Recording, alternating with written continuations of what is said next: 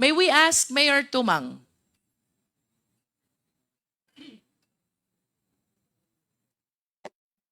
Mayor Tumang, can you please occupy the seat? Page, paki-assist mo nga si Mayor Tumang. Mr. Chair, I am trying to show to the committee how MPAR 999 is involved not only in dangerous drugs but also in the illegal acquisition of land. Without sounding repetitive, Mr. Chair, let us be reminded that the 560 kilos of shabu were found in MPAR 999, which is owned by Chinese incorporators. Among those are Willie Ong and ADT Yang. It is the same company, Empire 999, which allegedly acquired illegally 320 land holdings allegedly in Mexico, Pampanga as well. So at this point in time, since both the dangerous drugs operation and the illegal acquisition of land both happened in Mexico, Pampanga, let us ask Mayor Tumang to enlighten us kung ano pong nangyari dito because I believe dumadaan sa munisipyo lahat ng transfer ng property. Mayor Tumang, please. Yes po, Your Honor. Mayor Tumang, when was your first assumption of office as Mayor of Mexico, Pampanga? 2004 po, Your Honor. 2004. As far as you can recall, Mayor Tumang, kailan po ba nag-umpisang mag-acquire ng property si Empire 999? Hindi ko po maibigay, hindi ko po alam yung exact year, but approximately po 2000, yung nakabalik po akong mayor, 2017.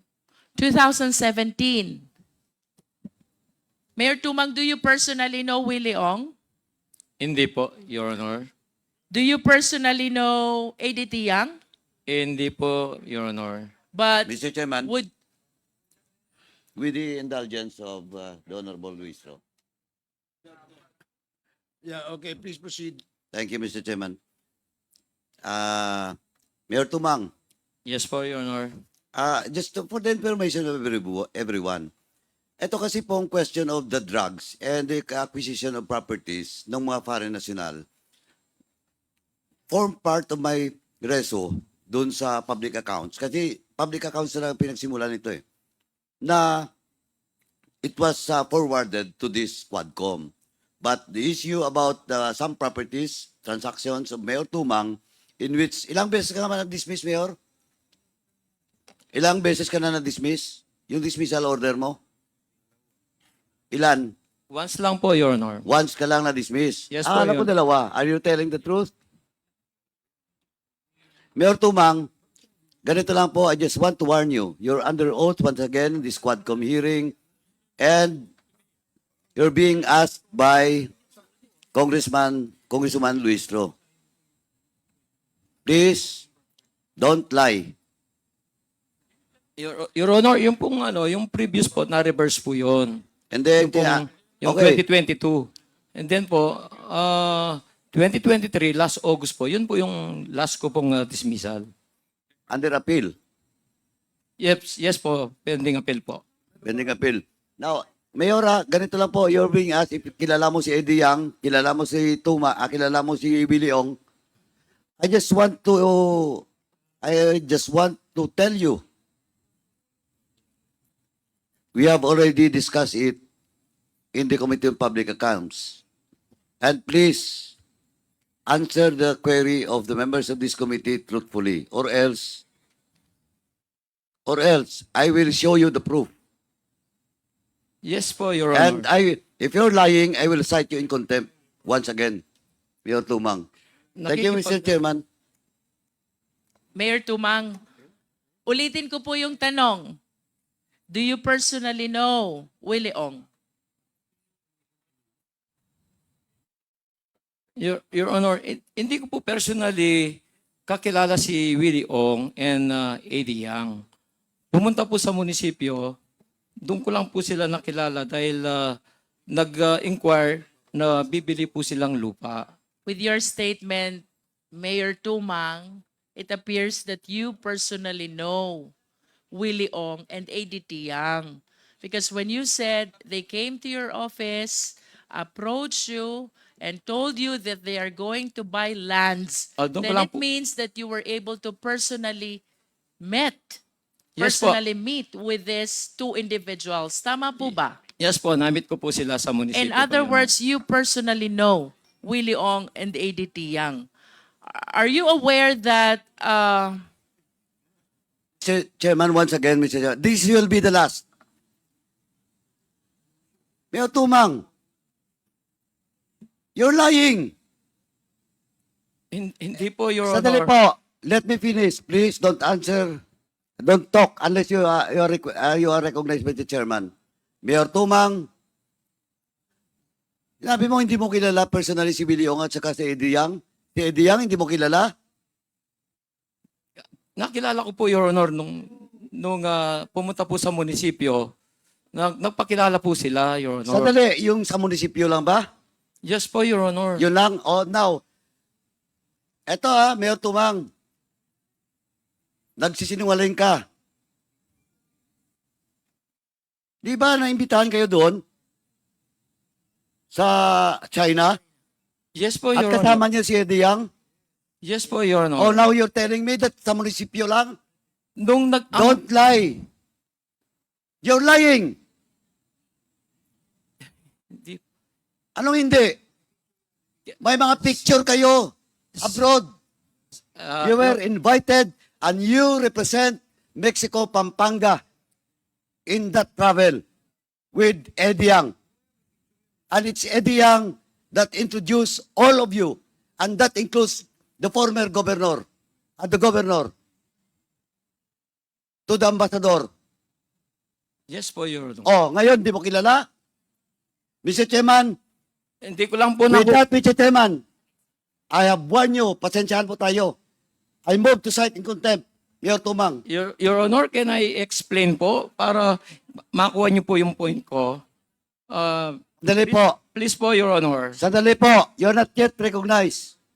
Mr. Chairman, once again, I move to cite in contempt Mayor Tumang in violation of our Section 11, Paragraph B. Refusal and evading to answer questions of the members of this committee. So move, Mr. Chairman.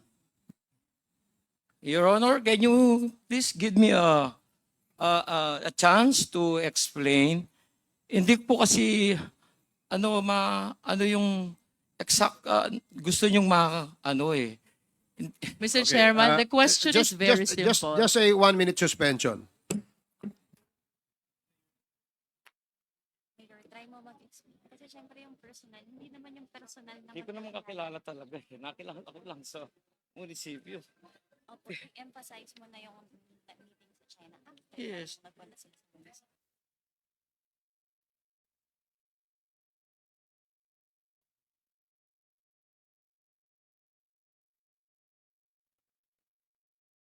Resumed.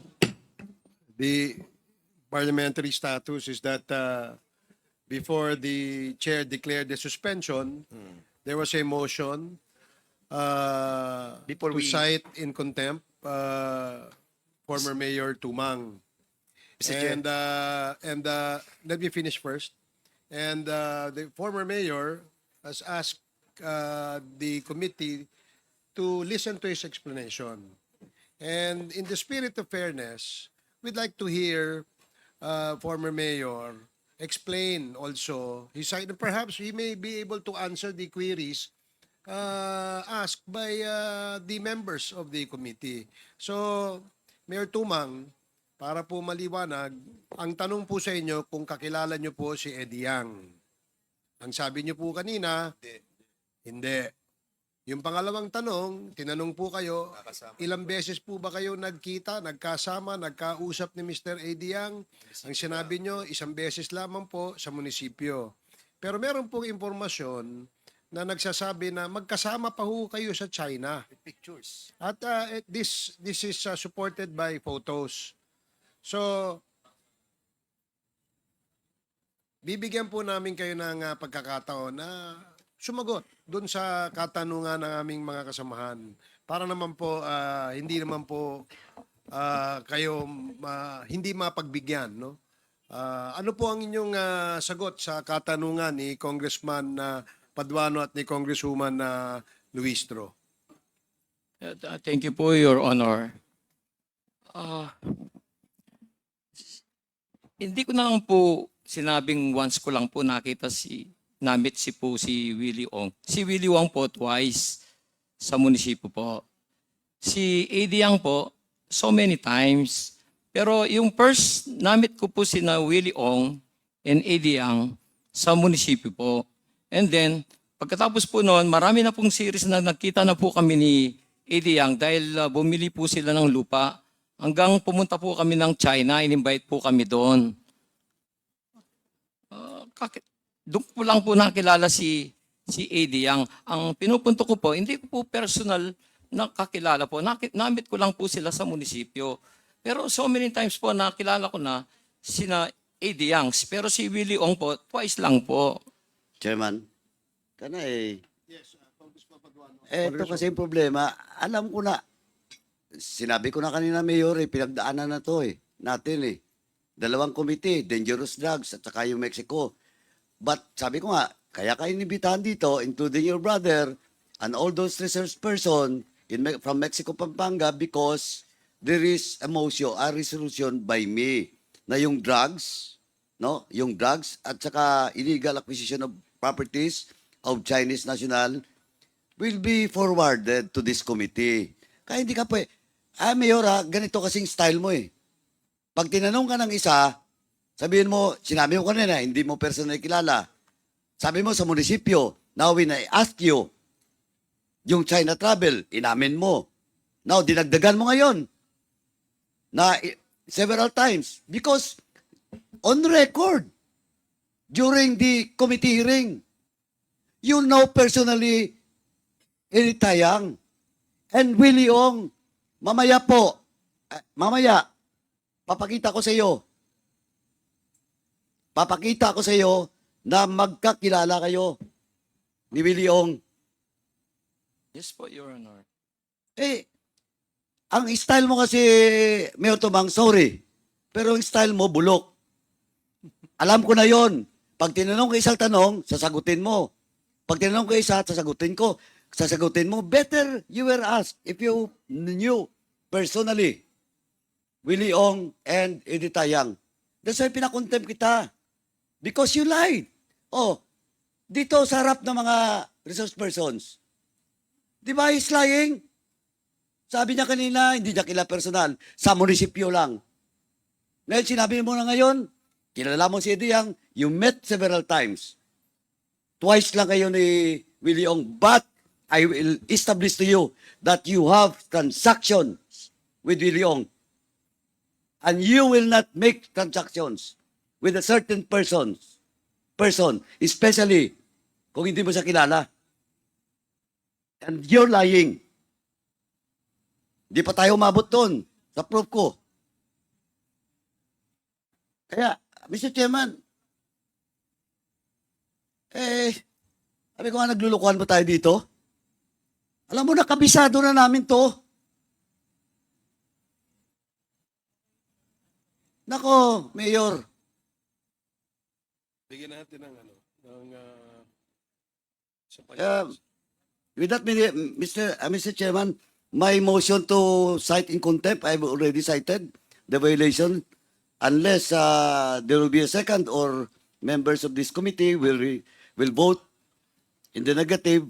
Hindi po ako nagsisinungaling, Your Honor. Nandito, nakikinig ng mga resource person.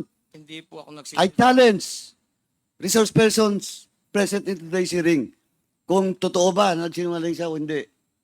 Alam ko na kasi, Mayor, yung sasagot mo.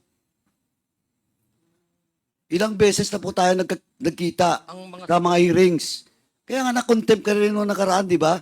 Yung mga sagot ko po, pare-pares lang po, Your Honor. Anong parehas? You're lying to your teeth. Hindi po ako nagsisinungaling, Your Honor. Mr. Chairman, anyway, sabi niya, he still stand, hindi siya nagsisinungaling. Once again, Mr. Chairman, I just like to manifest once again that my motion to cite in contempt Mayor Tumang still stands. Thank you, Mr. Chairman. Mr. Okay, Chairman, I second. Yeah, there is a motion to cite in contempt Mayor Tumang. And this was duly seconded. Hindi po Are ako there- nagsisinungaling, Your Honor. Are there any objections? Point of order. Point of order.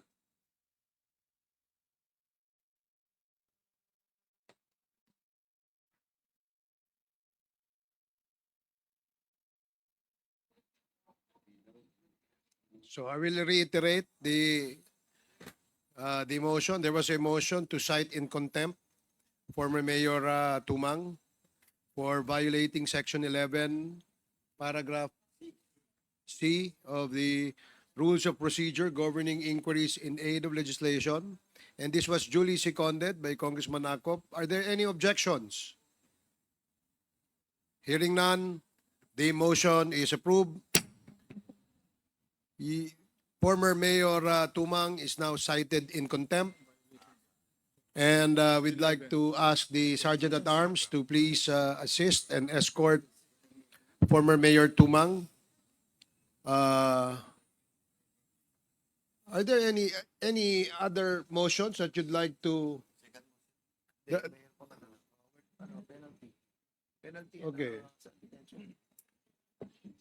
So any other motion? Mr. Chair, Congressman Akop.